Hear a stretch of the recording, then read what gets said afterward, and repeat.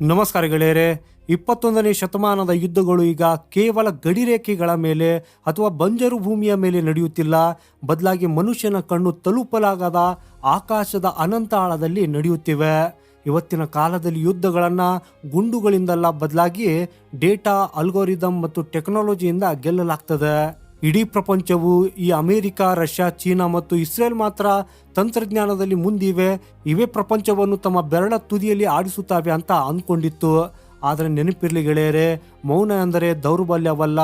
ಇಷ್ಟು ದಿನ ಸುಮ್ಮನಿದ್ದ ಒಂದು ದೇಶ ತನ್ನ ವಿಜ್ಞಾನಿಗಳ ಲ್ಯಾಬ್ನಲ್ಲಿ ಹಗಲು ರಾತ್ರಿ ಕಷ್ಟಪಡ್ತಾ ಇತ್ತು. ಆದರೆ ಇವತ್ತಿಗೆ ಆ ದೇಶದ ತಾಂತ್ರಿಕ ಗರ್ಜನೆಗೆ ಇಡೀ ಪ್ರಪಂಚವೇ ನಡುಗಿದೆ. ಹೌದು, ನಾವು ಮಾತನಾಡ್ತಾ ಇರುವುದು ನಮ್ಮ ಮತ್ತು ನಿಮ್ಮೆಲ್ಲರ ಹೆಮ್ಮೆಯ ದೇಶ ಭಾರತದ ಬಗ್ಗೆ. ಇವತ್ತಿನ ದಿನಗಳಲ್ಲಿ ಗಡಿಗಳಲ್ಲಿ ಸಾಕಷ್ಟು ಉದ್ವಿಗ್ನತೆ ಇದೆ. ಶತ್ರುಗಳು ರಾತ್ರಿಯ ಕತ್ತಲೆಯಲ್ಲಿ ಡ್ರೋನ್ಗಳು ಮತ್ತು ಕ್ಷಿಪಣಿಗಳ ಮೂಲಕ ಪಂಜಾಬ್, ರಾಜಸ್ಥಾನ್, ಗುಜರಾತ್ ಮತ್ತು ಜಮ್ಮು ಕಾಶ್ಮೀರ್ನಂತಹ ನಮ್ಮ ರಾಜ್ಯಗಳನ್ನು ಗುರಿಯಾಗಿಸಲು ಹೊಂಚು ಹಾಕುತ್ತಿರುತ್ತಾರೆ. ಆದರೆ ನಾವು ಮತ್ತು ನೀವು ನೆಮ್ಮದಿಯಿಂದ ನಿದ್ದೆ ಮಾಡ್ತಾ ಇದ್ದೇವೆ, ಯಾಕಂದರೆ ನಮ್ಮ ಶಕ್ತಿಶಾಲಿ S-400 ಸಿಸ್ಟಮ್ ಎಚ್ಚರವಾಗಿರ್ತದೆ. ಆದರೆ ಇದು ನಿಮ್ಗೆ ಗೊತ್ತಾ, S-400 ಅನ್ನೋದು ಕೇವಲ ಒಂದು ಧನಸ್ಸು ಇದ್ದ ಹಾಗೆ, ಆದರೆ ಅಸಲಿ ಆಟ ಆಡ್ತಾ ಇರುವುದು ಅದರ 3ನೇ ಕಣ್ಣು. ಹೌದು, ಭಾರತದ ಹತ್ತಿರ DRDO ತಯಾರಿಸಿದ ಒಂದು ಟಾಪ್ ಸೀಕ್ರೆಟ್ ಟೆಕ್ನಾಲಜಿ ಬಂದಿದೆ. ಇದು ಎಂತಹ ಗುಪ್ತ ರೆಡಾರ್ ಮತ್ತು ಡ್ರೋನ್ ತಂತ್ರಜ್ಞಾನ ಅಂದರೆ ಇದು ಜಗತ್ತಿನ ಬೇರೆ ಯಾವ ದೇಶದ ಹತ್ತಿರ ಕೂಡ ಇಲ್ಲ.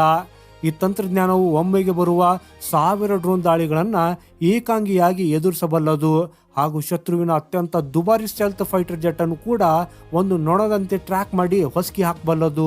ಗೆಳೆಯರೆ, ಇದು ಯಾವುದೋ ಒಂದು ಸಿನಿಮಾದ ಕಥೆಯಲ್ಲ, ಇದು ಭಾರತದ ಗುಪ್ತ ಯುದ್ಧ ತಂತ್ರದ ಸತ್ಯ. ಈಗ ಇದನ್ನು ಕೇಳಿ ಪಾಕಿಸ್ತಾನ ಮತ್ತು ಚೀನಾದ ಕಾಲು ಕೆಳಗಿನ ಭೂಮಿಯೇ ಕುಸಿದಂತಾಗಿದೆ. ಹಾಗಾದ್ರೆ ಏನಿದು ಸೀಕ್ರೆಟ್ ಟೆಕ್ನಾಲಜಿ? ಭಾರತದ 3ನೇ ಕಣ್ಣು ಯಾವುದು?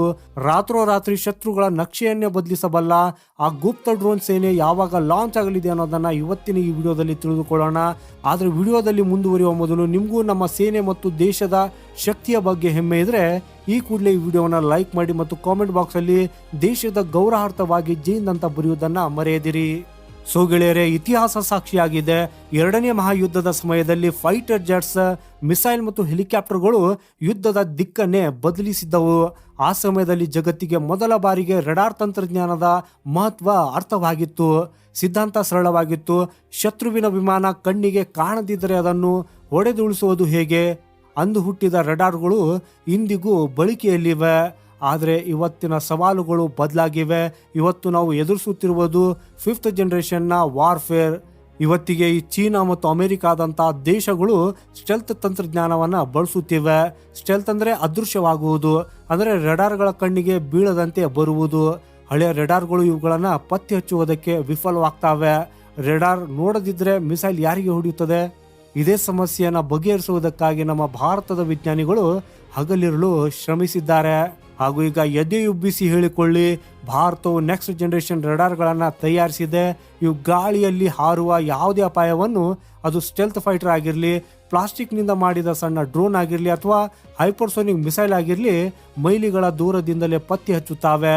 ಹಾಗೂ ಇದೇ ರಹಸ್ಯ ರೆಡಾರ್ಗಳ ಕಾರಣದಿಂದಲೇ ಇವತ್ತಿಗೆ ನಮ್ಮ S-400 ಮತ್ತು ಆಕಾಶ್ ಏರ್ ಡಿಫೆನ್ಸ್ ಸಿಸ್ಟಮ್ ಪಾಕಿಸ್ತಾನದ ಕಡೆಯಿಂದ ಬರುವ ಹಕ್ಕಿಯನ್ನು ಕೂಡ ಹೊಡೆದುಳಿಸುತ್ತಿವೆ. ಗೆಳೆಯರೆ, ಇದನ್ನು ನಾವು ಆಪರೇಷನ್ ಸಿಂಧೂರ್ ಅಥವಾ ಭವಿಷ್ಯದ ಯುದ್ಧದ 3ನೇ ಕಣ್ಣು ಅಂತ ಕರೆದ್ರು ತಪ್ಪಾಗಲ್ಲ. ಸೊ ಈಗ ಮೊದಲಿಗೆ ಪಾಕಿಸ್ತಾನಕ್ಕೆ ಕೆಟ್ಟ ಕನಸಾಗಿರುವ ತಂತ್ರಜ್ಞಾನದ ಬಗ್ಗೆ ಮಾತಾಡೋಣ, ಹಾಗೂ ಅದೇ ಅನಂತ ಶಸ್ತ್ರ ರೆಡಾರ್. ಗೆಳೆಯರೆ, ನಮ್ಮ ವಿಜ್ಞಾನಿಗಳು ಮತ್ತು ಭಾರತ್ ಎಲೆಕ್ಟ್ರಾನಿಕ್ಸ್ ಲಿಮಿಟೆಡ್ ಸೇರಿ ಎಂತಹ ಲಾಂಗ್ ರೇಂಜ್ ರೆಡಾರ್ ಅನ್ನು ತಯಾರಿಸಿದ್ದಾರೆ ಅಂದರೆ ಇದರ ಕಣ್ಣಿನಿಂದ ತಪ್ಪಿಸಿಕೊಳ್ಳುವುದು ಅಸಾಧ್ಯ. ಇದರ ರೇಂಜ್ ಬರೋಬ್ಬರಿ 2000 ಕಿಲೋಮೀಟರ್. ಅಂದರೆ ಪಾಕಿಸ್ತಾನದ ಏರ್ ಬೇಸ್ನಿಂದ ವಿಮಾನ ಹಾರಿದರೆ ಅಥವಾ ಮಿಸೈಲ್ ಲಾಂಚ್ ಆದರೆ ಅದು ಬಾರ್ಡರ್ ದಾಟುವ ಮೊದಲೇ ಭಾರತಕ್ಕೆ ಗೊತ್ತಾಗ್ಬಿಡ್ತದೆ. ಹಾಗೂ ಇದರ ನಿಜವಾದ ತಾಕತ್ತಿರುವುದು OTH ಅಂದರೆ ಓವರ್ ದ ಹಾರಿಜಾನ್ ಟೆಕ್ನಾಲಜಿಯಲ್ಲಿ. ಭೂಮಿ ಗುಂಡಗಿದೆ, ಹಾಗಾಗಿ ಸಾಮಾನ್ಯ ರೆಡಾರ್ಗಳು ಒಂದು ಹಂತದ ನಂತರ ಭೂಮಿಯ ವಕ್ರತೆಯಿಂದಾಗಿ ನೋಡಲಾರವು. ಆದರೆ ಭಾರತದ ಈ ರೆಡಾರ್ ರೇಡಿಯೋ ತರಂಗಗಳನ್ನು ಆಕಾಶದ ಅಯೋನೋಸ್ಫಿಯರ್ ಕಳಿಸಿ ಅಲ್ಲಿಂದ ಪ್ರತಿಫಲಿಸುವಂತೆ ಮಾಡಿ ಭೂಮಿಯ ಆ ಬದಿಯನ್ನು ಕೂಡ ನೋಡಬಲ್ಲದು.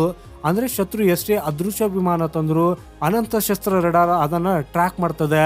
ತಕ್ಷಣವೇ ನಮ್ಮ ಏರ್ ಡಿಫೆನ್ಸ್ ಆಕ್ಟಿವ್ ಆಗಿ ಶತ್ರು ವಿಮಾನ ನಮ್ಮ ಗಡಿ ಪ್ರವೇಶಿಸುವ ಮುನ್ನವೇ ಆಕಾಶದಲ್ಲಿ ಬೆಂಕಿಯ ಉಂಡೆ ಆಗ್ತದೆ. ಗೆಳೆಯರೆ, ಇತ್ತೀಚೆಗೆ ಪಾಕಿಸ್ತಾನ ಹರಿಯಾಣದ ಕಡೆಗೆ ಮಿಸೈಲ್ ಟೆಸ್ಟ್ ಮಾಡಲು ಹೋದಾಗ ಅದನ್ನು ಟ್ರ್ಯಾಕ್ ಮಾಡಿದ್ದು ಇದೇ ಆನಂದ್ ಶಸ್ತ್ರ ರೇಡಾರ್ ಅಂತ ಎಕ್ಸ್ಪರ್ಟ್ಸ್ ಅವರು ಹೇಳ್ತಾರೆ. ಹಾಗೂ ಇದು ಎಷ್ಟು ಸೀಕ್ರೆಟ್ ಅಂದರೆ ಇದರ ಫೋಟೋ ಕೂಡ ಇಂಟರ್ನೆಟ್ನಲ್ಲಿ ಸಿಗೋದು ಕಷ್ಟ. ಸೊ ಗೆಳೆಯರೆ, ಈಗ ಭಾರತದ ತನ್ನದೇ ಆದ ಐರನ್ ಡೋಮ್ ಅಂತ ಕರೆಯಲ್ಪಡುವ ಪ್ರಾಜೆಕ್ಟ್ ಕುಶಾದ ಬಗ್ಗೆ ಮಾತಾಡೋಣ. DRDOವು ಹಲವಾರು ವರ್ಷಗಳಿಂದ ಈ ರಹಸ್ಯ ಪ್ರಾಜೆಕ್ಟ್ ಮೇಲೆ ಕೆಲಸ ಮಾಡ್ತಾ ಇತ್ತು. ಇದರ ರೆಡಾರ್ ಎಷ್ಟು ಪವರ್ಫುಲ್ ಅಂದರೆ 3000 ಕಿಲೋಮೀಟರ್ ದೂರದವರೆಗೂ ಇದು ಶತ್ರುವನ್ನು ಟ್ರ್ಯಾಕ್ ಮಾಡಬಲ್ಲದು. ಹಾಗೂ ಇದರ ವಿಶೇಷತೆ ಅಂದರೆ ಇದು ಮೊಬೈಲ್ ರೆಡಾರ್. ಇದನ್ನು ಒಂದು ಟ್ರಕ್ ಮೇಲೆ ಇಡಬಹುದು.